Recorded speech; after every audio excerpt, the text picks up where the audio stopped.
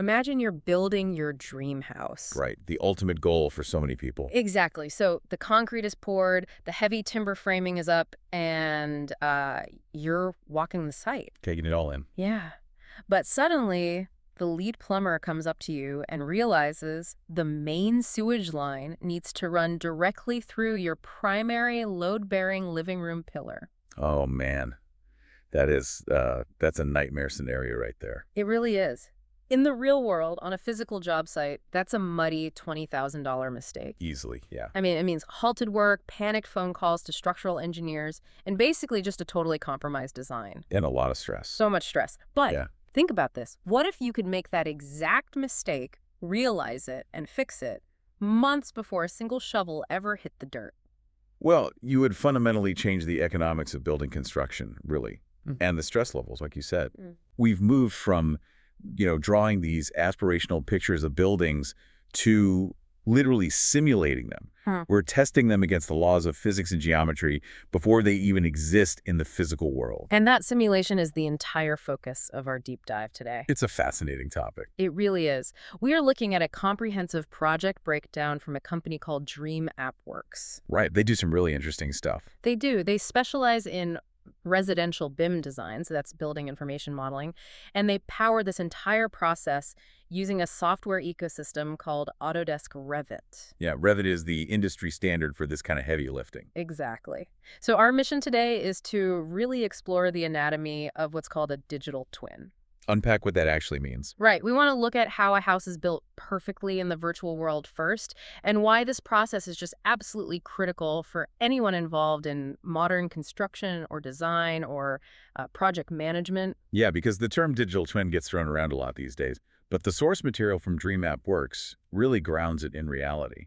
It really does. When they talk about using Revit, they emphasize that it is a language of precision. A language of precision. I like that phrasing. Yeah, it's not just a 3D sketching tool where you pull shapes around to see what looks nice. Right. It's not a video game. Exactly. Yeah. It takes these abstract architectural concepts and turns them into highly structured, mathematically rigorous, data-rich environments. Yeah. The I in BIM information is really the most important letter there.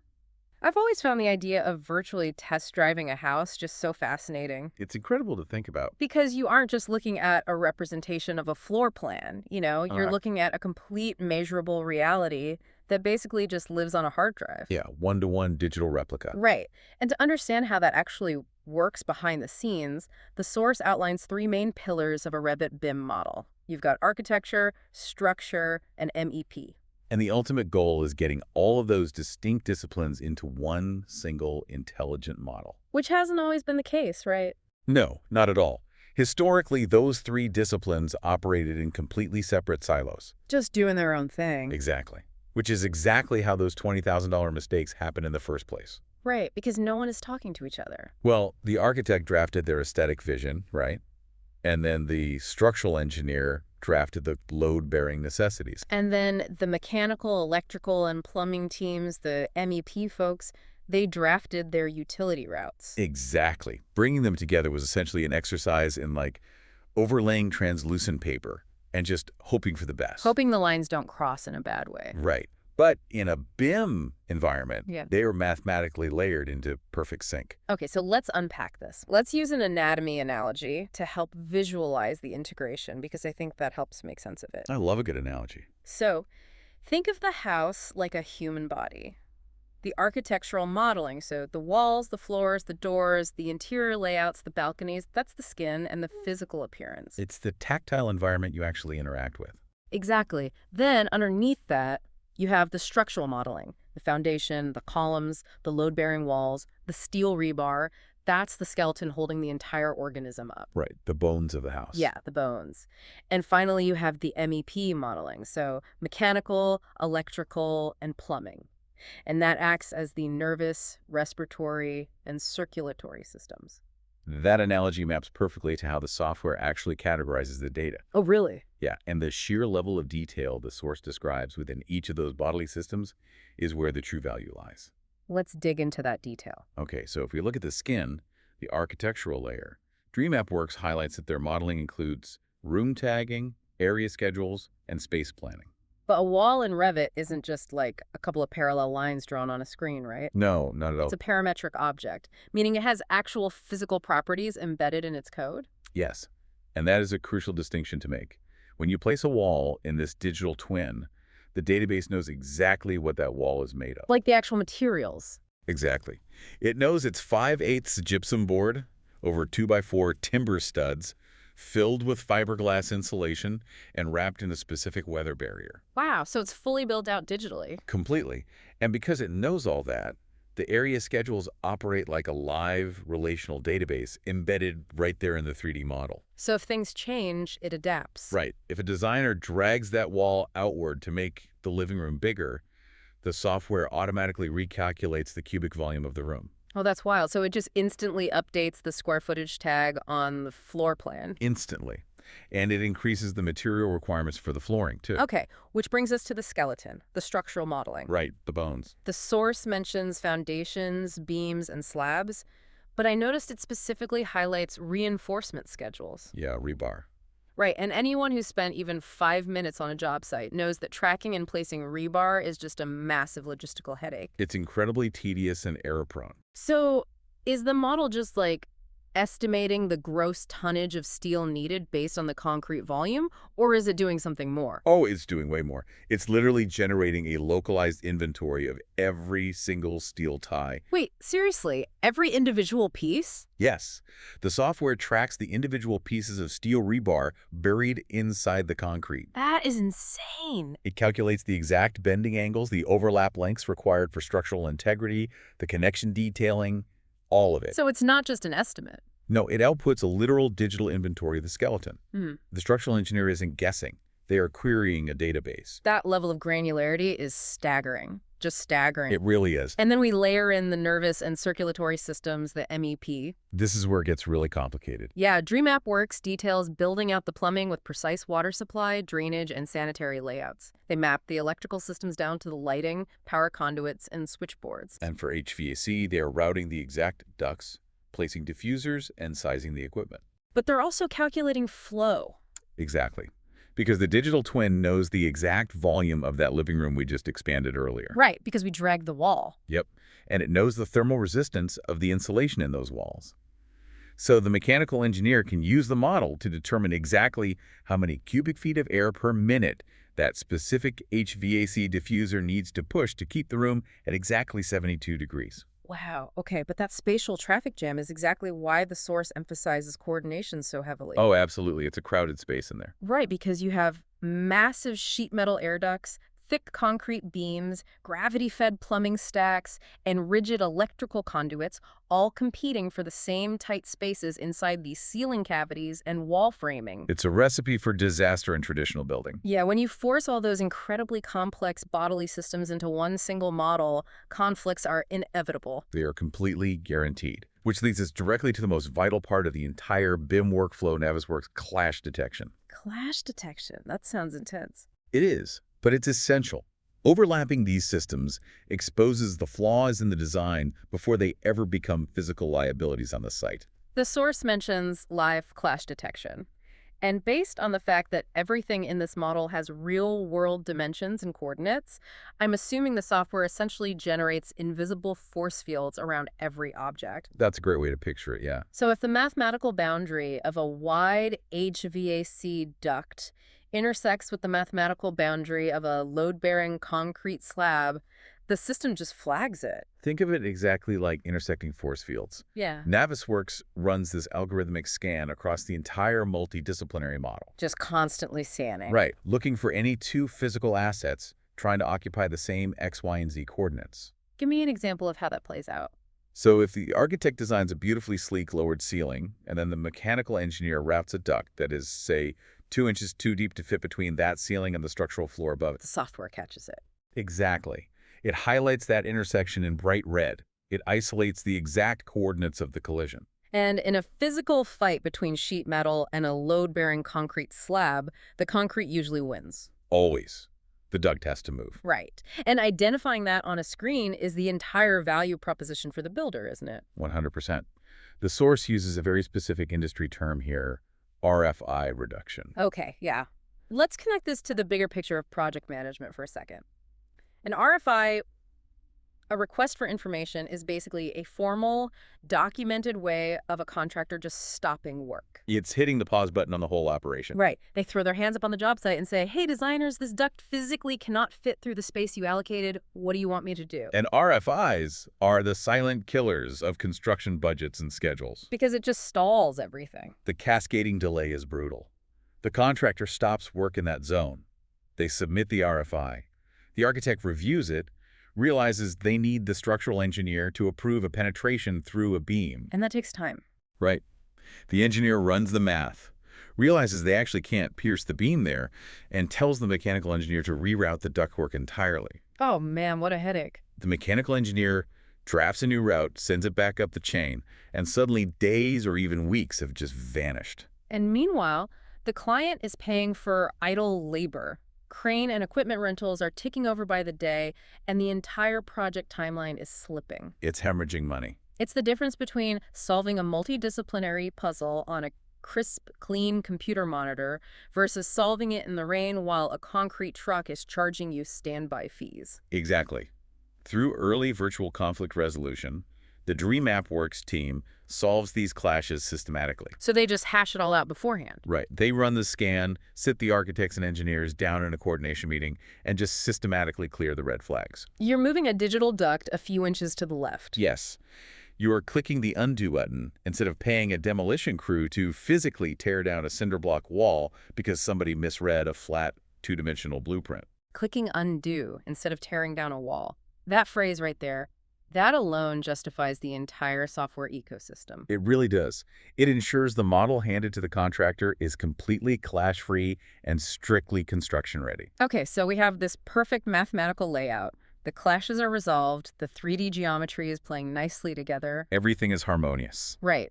At this point, the model transitions from being purely a spatial and coordination tool into this financial and logistical engine. Yeah. It generates its own math and paperwork. The geometry basically acts as the foundation for the project's economics.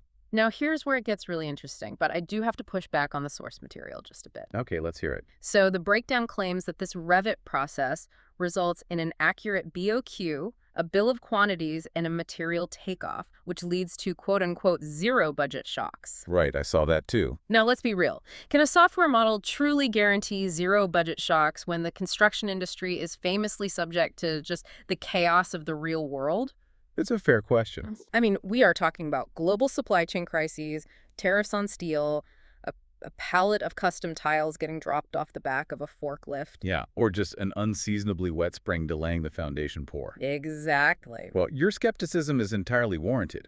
A digital twin cannot predict macroeconomics, and it definitely can't predict human clumsiness on the site. Sadly not. But we need to define the parameters of what the source is actually claiming here. Yeah. When they mention zero budget shocks in the context of a BOQ, they're talking specifically about the materials baseline. Ah, okay. The materials baseline. Right. They are eliminating the shock of geometric miscalculation. Meaning the actual physical volume of stuff the house is made of? Correct. Traditionally, an estimator would take a set of printed blueprints, get a set of highlighters, and literally manually count the doors. That sounds exhausting. It is. They'd measure the linear footage of the walls with a scale ruler and calculate the concrete volume by hand. It is highly, highly prone to human error. Right. Like, oops, we underordered drywall by 20%. Exactly. That is a classic budget shock. But because the Revit model is a relational database built with true-to-life dimensions, it just bypasses human estimation entirely. The algorithm queries the geometry itself. Yes. It knows exactly how many cubic yards of concrete fill the foundation forms. It counts every single door hinge, window pane, and linear foot of copper pipe. So that material takeoff is essentially a grocery list generated by the house itself. It's a perfect way to put it. You eliminate the variable of human miscalculation, which locks in a mathematical baseline for purchasing. I can definitely see how that creates massive financial stability for a project. And there's another massive advantage to this data-driven approach that fundamentally changes the delivery of a project. What's that? Auto-updated documentation. Ah, yes. The source states, change the model, drawings update instantly. It's huge. I want to highlight what a monumental shift that is for the industry, because in traditional 2D drafting, if a client walked into a site meeting and said, you know what, I want to move this exterior wall 2 feet to the Just left. a casual request. Right, seemingly simple. But that was a drafting nightmare. The architect had to manually erase and redraw the floor plan. Yep. Then they had to open the section view and redraw that. Then recalculate the exterior elevation. Then manually update the window schedule spreadsheet because the window moved. It's an endless domino effect. Exactly. And if a tired architect forgot to update even one of those separate documents, You inevitably end up with a contractor holding a floor plan that says the wall is here and an elevation that says the wall is there. and they build it wrong. They build it wrong, and you are right back to an RFI and a physical teardown. But in a BIM environment, you don't actually draw a floor plan at all, do you? No, you don't. The floor plan is just a horizontal slice of the 3D database. Okay. The elevation is just a vertical slice. That is the absolute perfect way to conceptualize it. The plan, the section, the elevation, and the schedules.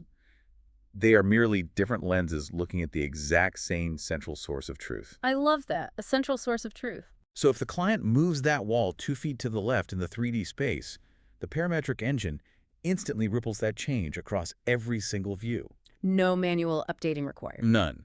The floor plan updates, the elevation adjusts, the material takeoff recalculates the brickwork, and the window schedule shifts instantly. Which leads directly to what the source claims: less rework, faster project delivery, and massive savings on design hours. Exactly. You can generate hyper-accurate shop drawings, so the granular instructions for fabricators and pristine as-built documentation without fear of contradictory paperwork. And, we've established how this perfect mathematical layout makes the engineers, architects, and contractors happy. Right, the professionals are thrilled. But we really have to consider the person writing the checks.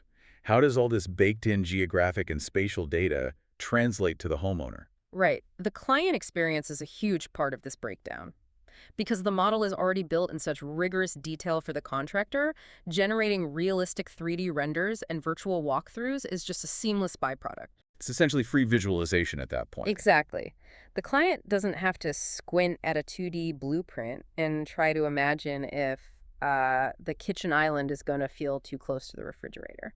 Which is really hard for most people to do. It is, but now they can put on a VR headset or navigate a screen and physically walk through the space to approve the sightlines and clearances long before the foundation is even dug. The visualization is incredibly powerful, but the source mentions some specific environmental analytics that take it a step further. They highlight sun path and daylight analysis. Okay, since you mentioned earlier that we input the exact geographic data for the model, I'm assuming the software essentially runs a solar system simulation. That's exactly what it does. So you tell Revit the exact latitude and longitude, and it knows exactly where the sun is going to be in the sky on any given day of the year. Yep. It runs precise astronomical algorithms against the building geometry. You can simulate exactly how the natural light will penetrate the living room windows at 9:00 a.m. in the dead of winter versus 4.0 p.m. at the height of summer. And that isn't just to see where the pretty shadows fall on the hardwood floor, right? That has to dictate the energy grid of the house. Absolutely does. It directly informs the energy and sustainability analysis. How so? Well, if the simulation proves that the harsh afternoon sun is going to aggressively bake the western elevation of the house in July, the designer can react virtually. Before it's built. Right. They can extend the roof overhang to provide passive shading, or specify a higher performance glazing for those specific windows, or even optimize the HVAC load calculations for that zone. It's proactive instead of reactive. Exactly. It's a critical tool for engineering what DreamAppWorks calls greener, smarter homes. You are testing the thermal performance of the home against the physics of the solar system before you buy a single piece of material. That is just incredible, taking the friction out of the environment before you even build. It's a game changer. Now, moving through the source material, there's a technical progression mentioned that I really want to clarify for everyone. It tracks the life of the model from LOD 100 to LOD 400. Right, the level of development. I know LOD stands for level of development, but how does that actually manifest in the design process? So level of development is an industry standard that defines exactly how complete, reliable, and detailed the geometry and data of a digital model are at any given phase. Okay. It dictates what the contractor is legally allowed to rely on. So it's basically a sliding scale of certainty. Precisely. If we start at LOD 100, You are basically looking at a conceptual mass. Like a rough draft. Yeah, think of a simple Minecraft block. It isn't a detailed house. It's a rough geometric volume that tells the city planners and the client the general height, footprint, and orientation of the building on the site. So no details yet. None. It's strictly for early spatial planning and rough square footage cost estimates. But as the design progresses, the resolution sharpens. It sharpens significantly. By the time you reach LOD 300, you've moved from generic blocks to specific assemblies. Meaning what exactly? Meaning, you aren't just looking at a generic wall anymore. You are looking at a wall with defined structural layers, known material thicknesses, and specific window types. It's starting to look like a real building. Right. It is accurate enough at that point to generate traditional construction documents and accurate cost estimates. And the source identifies LOD 400 as the ultimate goal for these residential digital twins. Yeah. What does LOD 400 actually look like under the hood? LOD 400 is the extreme edge of the technology. It is a hyper-detailed, fabrication-ready model. Fabrication ready. Yes. At LOD 400, the mechanical engineer isn't just routing a generic cylinder to represent a plumbing pipe. They're getting specific. Very. They are modeling the exact manufacturer's pipe, the specific PVC elbow fittings, the exact thread count on the screws attaching the metal hangers to the ceiling joists, and the precise angle of the gravity slope for drainage. Wow. The exact thread count. That is almost hard to wrap your head around. It is, but the model contains all the necessary data for a fabricator to actually manufacture the components off-site, and for a contractor to install them without needing to ask a single question. No RFIs. Exactly. It is the true, uncompromising realization of a digital twin. So what does this all mean for us? If we step back and look at the totality of this project breakdown from DreamAppWorks. Which is a great breakdown, by the way. It really is. And for the listeners interested in this level of execution, they operate out of India and can actually be reached via email at dreamappworks@gmail.com or by phone at +91 78716 65841. Good to know. Yeah. It becomes incredibly clear that utilizing Autodesk Revit for residential design is not just some aesthetic exercise. The beautiful 3D renders are essentially just a pleasant byproduct of the real work. The real work is ruthless data management and spatial coordination. Right. It's about building a house digitally with absolute unforgiving precision. It's about running clash detection algorithms so the structural skeleton and the mechanical nervous system don't fight for the same physical space. Saving time and money. Exactly. It's about querying a relational database to generate locked-in, mathematically sound material costs and simulating the exact angle of the afternoon sunlight to optimize your air conditioning before you ever lay a single brick. It's a complete paradigm shift from the old days of hope and pray construction to a world of absolute digital certainty. You are no longer guessing what a building might be. You are interrogating exactly what it is virtually before it becomes a physical reality. It entirely de-risks the endeavor. Which leaves me with one final thought I want you, the listener, to mull over. Let's hear it. If modern homes are being built today with perfect digital twins down to the exact millimeter placement of every single pipe, wire, and structural beam at an LOD 400 fabrication standard, how is this going to completely change the concept of homeownership in the future? Oh, that's a wild thought. Think about it. Decades from now, when you want to renovate the kitchen, knock down a wall, or add an extension, will you even need a traditional architect to come out with a tape measure to survey your house? Probably not. Or will you just hand a future contractor a thumb drive containing your house's original source code and simply download a new layout patch? Think about it.